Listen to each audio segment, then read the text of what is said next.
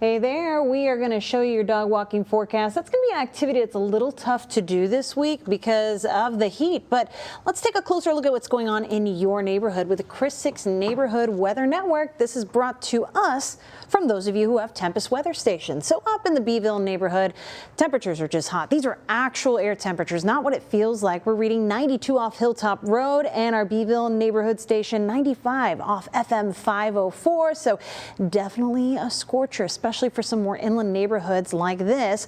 Taking it now to Kingsville, we're reading 90 off of Bishop Badger Meadowbrook. That's also the case for our Southwest Kingsville station and off of East County Road 2120. But these are the actual air temperatures. Doesn't tell you the whole story. We've got to factor in that humidity, and as we head into the overnight, we're looking at another muggy evening ahead. So here's a look at the actual air temperature in white, and these numbers in yellow tell us how your body is perceiving that temperature. And the humidity, as I like to say, tends to level the playing field. Inland neighbors by the brush country where our actual air temperatures are higher and that humidity is lower, we're fairly true to temperature. We're sitting at 100 in Freer, coming down in temperature, by the way, and it feels like it. 96 in San Diego feels like 105, 99 in George West feeling like 104.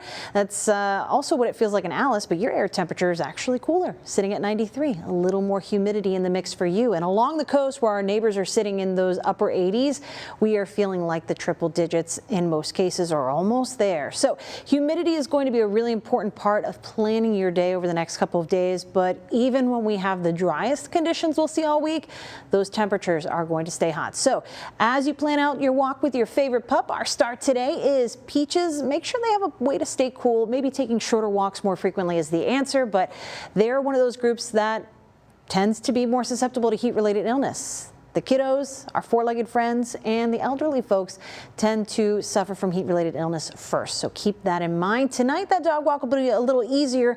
As the sun goes down, our temperatures will also respond. We'll hang out in those middle to lower 80s heading toward midnight, again with a little bit of a breeze. But winds will be coming down into the overnight as humidity is on the up and up. So we'll be starting things off with an air you can wear start tomorrow morning, too.